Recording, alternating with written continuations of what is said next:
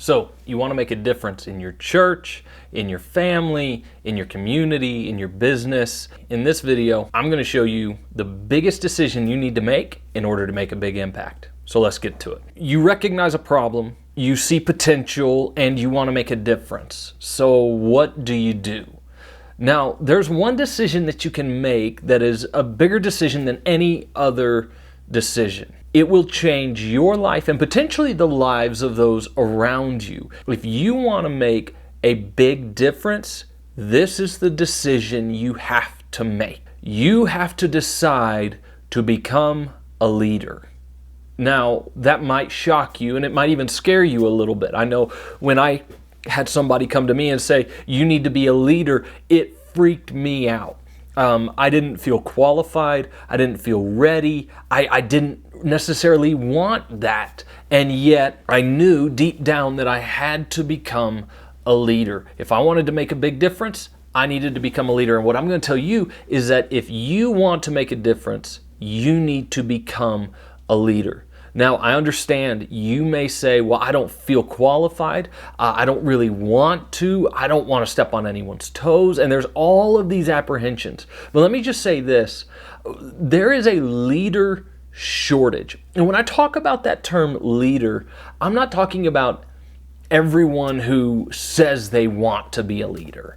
I'm talking about people who actually step up and lead. There's a difference between those who say they want to become a leader and those who actually do it. We need people who are willing to do the work of becoming a leader. And if you want to make a difference, that's what you need to do. Now, let's look at a couple of questions regarding this, all right? Why do we need leaders? I love what John Maxwell said about leaders. He said, leaders are people who know the way, go the way, and show the way. What does that mean? Leaders give direction. What's the difference between an army and a mob? The difference between an army and a mob is leadership. A mob has no clear leader, yet an army has a leader. They have an objective. They have a direction to go. We want leaders who are willing to lead people in great ways. Leaders give direction. I heard a great story about this. There was a jewelry store that had this great big clock right out front. And every day when the shop owner would be opening up the store, there was a man who would walk by, and that man would look at the clock in the window, and he would look at his watch, and he would adjust the time on his watch with the clock in the window. And finally one day the store owner went out there and he says, why do you do this every day? Why do you come and every day adjust your watch to my clock? And the guy looked at him and said, well, I'm the foreman at the local mine, and I want to make sure that when we ring the bell, you know, the big air horn at the end of the day, signaling everyone that it's time to be done, I want to make sure that that happens at the correct time. And the shop owner turned and looked at him and goes, I've been adjusting that clock every day to the air horn that you go off. See, here's why this story is so incredible. Because neither one of them had really decided to be the leader. They were accidental leaders, and what ended up happening is they could have been off by hours and never even known it. Literally, these two individuals were leading someone else, and neither one of them had made the decision that they were going to be a leader. So what is it that happens when there is no leadership? People get off course, people don't have a direction, all sorts of things. And so why do we need leaders? We need leaders because leaders give direction. They give an objective. But not only do leaders do that, leaders also take on responsibility when others aren't willing to.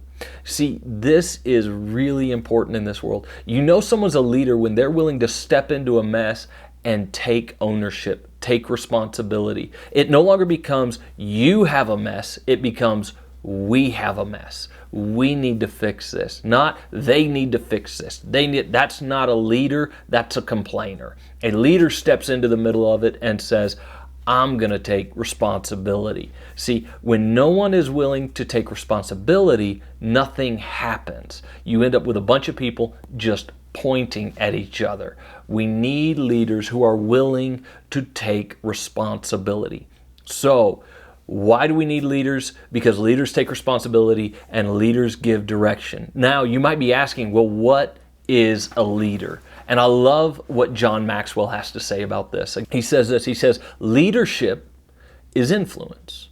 So then what is a leader? A leader is someone who exercises influence. This is really important. You see, what you may not understand is that you already are a leader. Now, you might be an accidental leader, or you might be an unintentional leader, but regardless, you're a leader.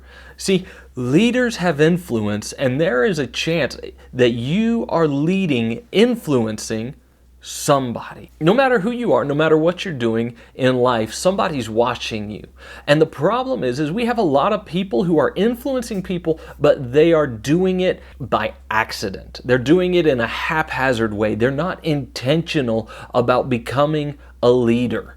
Okay, we need intentional leaders, leaders who understand their influence, leaders who are willing to do the hard work of leading and guiding and setting direction and taking responsibility. We need you to become a leader. The world will become a better place when good men and good women step up to become great leaders. Now, before you can become a great leader, first, you have to do some hard work. So check out this next video and we'll start the hard work.